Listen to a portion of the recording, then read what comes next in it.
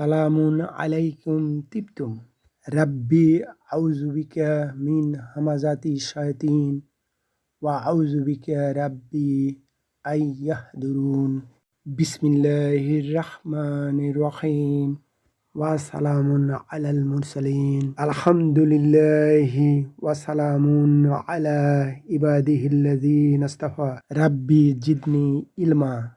প্রিয় মুহতারাম, আপনি যদি আল কোরআনুল মাজিদ জীবনে একবারও বুঝে পড়তে চান তাহলে এই ক্লাস আপনারই জন্য। সাধারণভাবে সাদা কালো আরবি অক্ষরে ছাপানো আল কোরআনুল কারীম তেলাওয়াত করলে বা পড়া হলে বোঝা যায় না যে কোন শব্দ কোন বৈশিষ্ট্যের বা কোন পদের। কিন্তু আমাদের ক্লাসে চেষ্টা করা হয়েছে কালার কোড দ্বারা প্রতিটি শব্দ পৃথক করা এবং একটি শব্দের মধ্যে লুকিয়ে থাকা অন্য শব্দকে বের করা পাঠক বৃন্দের বোঝার সুবিধার স্বার্থে। যেমন স্লাইডের মাঝখানে আল কোরআনুল মাজিদের একটি আয়াতের দিকে লক্ষ্য করুন।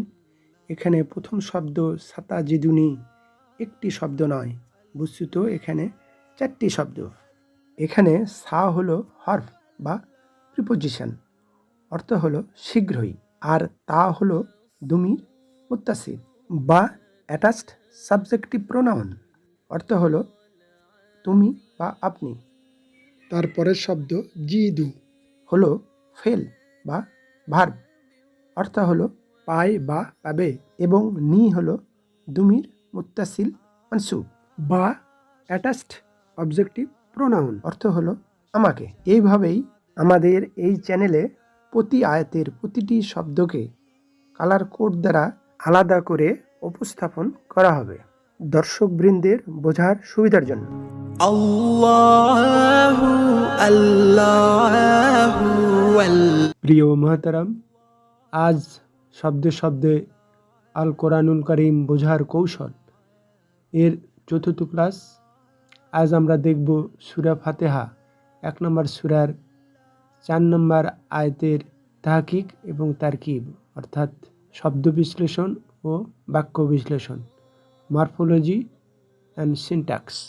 প্রথমেই আমরা আয়াতের আরবি অংশটি দেখে নিই। মালিকি ইয়াউমিদ্দিন। এখানে মূলত আরবি শব্দ আছে 3টা, মালিকুন, ইয়াউমুন আর আদ্দিনুন। পরে পরে আমরা বাংলা অনুবাদটা দেখে নিই। যিনি প্রতিফল দিবসের মালিক। প্রথমেই আমরা দেখি মালিক শব্দটা কোথা থেকে আসলো। এটা মালাকা ক্রিয়া থেকে এসছে। আমরা কনজুগেশন টেবিলে যাই। মালাকা ইয়ামলিকু, দরাবা ইয়াদরিবু সাবগ্রুপের ক্রিয়া, অর্থাৎ সাবগ্রুপ ডি। বাংলা অনুবাদ হবে সে মালিক হয়েছে। এই ক্রিয়ারই যদি আমরা কনজুগেশন করি ধাপে ধাপে, তাহলে সাবজেক্টিভ নাউন বা ইসমু ফাইল এই ধাপে এসে হবে মালিকুন, কোনো কিছুর অধিকারী, যার মালিকানা আছে। সূরা নাসে মালিক শব্দটি আছে, মালিকিন নাস, সেই মালিক আর এ মালিক, দুটার মধ্যে পার্থক্য কি আমরা সেটা দেখি। মালিক যেটা সূরা ফাতিহাতে আছে, এই মালিক হলো ইসমু ফাইল, যেটা আমরা কিছুক্ষণ আগে কনজুগেশন টেবিলে দেখলাম। এটা মালিকানা থাকবে, ওনারশিপ, যার মালিকানা, সে যা করে, বিক্রি করে, দান করে, মুক্ত করার ক্ষমতা রাখে, এই মালিক। আর একটা যেটা সূরা নাসে আছে সেটা হলো সিফাতুল মুসাব্বা, এটা ইন্টেনসিভ অ্যাডজেক্টিভ, এটা একটা অ্যাডজেক্টিভ।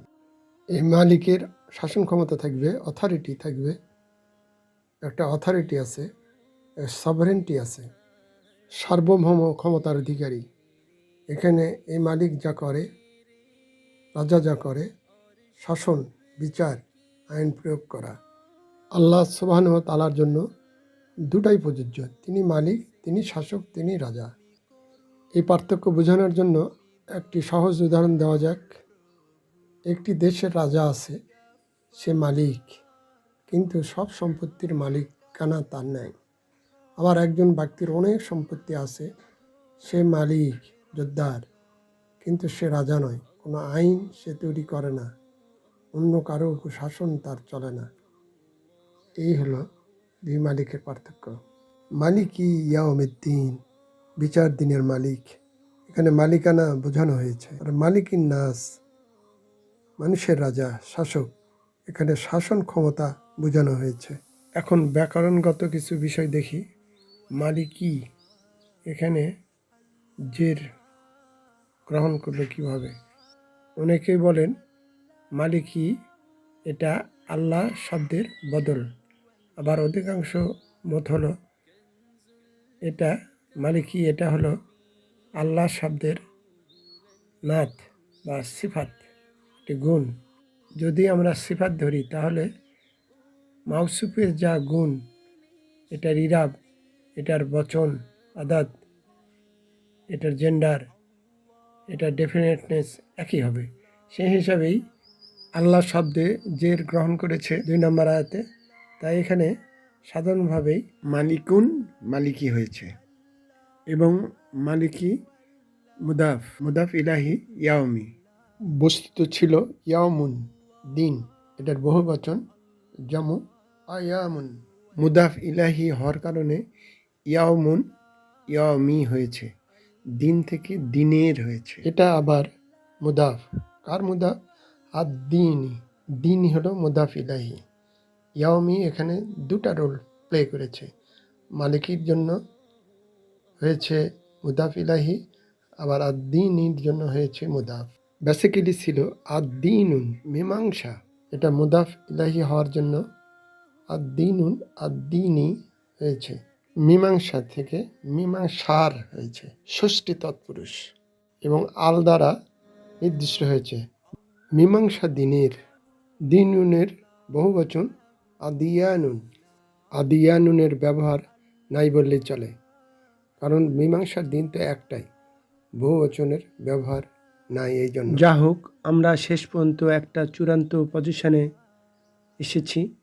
শেষের 3টি আয়াতে লক্ষ্য করেছেন যে শেষের 3টি আয়াতে কোনো ক্রিয়া নেই। যা 2 নম্বর আয়াতটি শুরু হয়েছে ইসম দিয়ে, আলহামদু দিয়ে। আমরা জানি যে কোনো শব্দের আগে যদি আল থাকে তাহলে সেটা নিশ্চিতভাবে বলা যায় সেটা ইসম, আর ইসম দিয়ে শুরু হলে সেটা জুমলাতুল ইসমিয়া, নমিনাল সেন্টেন্স বা নাম প্রধান বাক্য। জুমলাতুল ইসমিয়া হতে হলে 2টা মশলা বা 2টা উপকরণ অবশ্যই থাকতে হবে বা থাকে। তা হলো মুবতাদা, সাবজেক্ট বা উদ্দেশ্য। জুমলাতে বা বাক্যের মধ্যে যাকে উদ্দেশ্য করে কিছু বলা হয় অথবা যার সম্পর্কে কিছু বলা হয় তাকেই মুবতাদা বলে। এটা ফাইল, সাবজেক্ট বা কর্তার কাজ করে, এবং লক্ষণ হলো এটা শব্দের শেষে পেশ হবে, এবং অন্যটি হলো খবর বা প্রেডিকেট বা বিধেয়। মুবতাদা বা সাবজেক্ট সম্বন্ধে যা কিছু বলা হয় সেটাই হলো খবর, এবং এখানে আলহামদু হলো মুবতাদা এবং লিল্লাহি খবর, তার সাথে সাথে রাব্বিল আলামিন, এবং 3 নম্বর ও 4 নম্বর আয়াতগুলো খবরের মধ্যেই অন্তর্ভুক্ত, কারণ এগুলো আল্লাহ শব্দেরই নাত বা সিফাত। আমরা জানি মুবতাদা একটি হতে পারে, কিন্তু খবর একাধিকও হতে পারে। প্রিয় মহতারাম, আরেকটি বিষয় লক্ষ্য করেছেন কি? আল্লাহ সুবহানাহু ওয়া তাআলা প্রথম আয়াত সহ পরের 3টে আয়াতেও কোনো ক্রিয়া ব্যবহার করেননি। তিনি ব্যবহার করেছেন বিশেষ্য বা ইসম। আমরা জানি ইসমের কোনো কাল নাই, বর্তমান বিশেষ্য, অতীত বিশেষ্য, ভবিষ্যৎ বিশেষ্য, এরকম বলে কোনো কথা নেই, কিন্তু ক্রিয়ার কাল আছে। এর অতীত, ভবিষ্যৎ, বর্তমান ক্রিয়া আছে। আল্লাহ সুবহানাহু ওয়া তাআলা 2 নম্বর আয়াতে বলতে পারতেন যে নাহমাদু লিল্লাহ, আমরা আল্লাহর প্রশংসা করি। আবার বলতে পারতেন হামিদনা লিল্লাহ, আমরা আল্লাহর প্রশংসা করেছিলাম। তা বললে হতো আল্লাহর প্রশংসা একটা নির্দিষ্ট সময়ের মধ্যে, গণ্ডির মধ্যে সীমাবদ্ধ। আমরা প্রশংসা করি বা করব বা করেছিলাম, এটা আমাদের উপর প্রশংসাটি নির্ভর করত। কিন্তু আল্লাহর প্রশংসা সব সময়, সর্বকালে। আমরা প্রশংসা করি বা না করি, এই প্রশংসা স্থায়ী, নিরেট, সত্য। এই জন্য এটা স্থায়ী হয়েছে। স্থায়ী করার জন্যই আল্লাহ ইসম, বিশেষ্য ব্যবহার করেছেন। এই রকমই আল্লাহর উপস্থাপনা অতি উচ্চ পর্যায়ে। আবার তিনি পরের আয়াতে বলেননি আল্লাহু ইয়ার হামু, আল্লাহ তিনি দয়া করেন বা করবেন, বা বলেননি আল্লাহু রাহিমা, আল্লাহ দয়া করেছেন বা করেছিলেন। বর্তমান বা ভবিষ্যৎকাল ব্যবহার করলে অতীতকালে তিনি দয়া করেন না, আবার অতীতকাল ব্যবহার করলে বর্তমান ভবিষ্যৎকালে তিনি দয়া করেন না, এরকম বোঝাবে। কিন্তু তিনি তো চিরস্থায়ীভাবেই দয়াশীল। আবার তিনি বলেননি ইয়ামলিকু ইয়ামুদ্দিন বা মালাকা ইয়ামুদ্দিন, তিনি মীমাংসার দিনের মালিক হয়েছেন বা হবেন, বা তিনি মীমাংসার দিনের মালিক হয়েছিলেন। তাহলে এটা একটি সময়ের গণ্ডির মধ্যে সীমাবদ্ধ হয়ে যেত, কিন্তু তিনি তো চিরস্থায়ী মালিক। এবং সেটা আমরা বলি আর না বলি, তিনি চিরঞ্জীব, চিরস্থায়ী। আমরা শেষ পর্যন্ত দেখি যে 4 নম্বর আয়াতের শব্দে শব্দে অনুবাদ। প্রিয় মহতারাম, আজ এ পর্যন্তই। অমা তৌফিকি ইল্লা বিল্লাহ, আলাইহি তাওয়াক্কালতু ওয়া ইলাইহি উনীব। এই চ্যানেলটি ভালো লাগলে প্লিজ একটি লাইক দিন, সাবস্ক্রাইব আইকনটিতে প্রেস করুন, পাশের অল আইকনটিতে ক্লিক করুন। মাশা আল্লাহ, লা কুওয়াতা ইল্লা বিল্লাহ। আসসালামু আলাইকুম ওয়া রাহমাতুল্লাহ। আল্লাহ হাফিজ।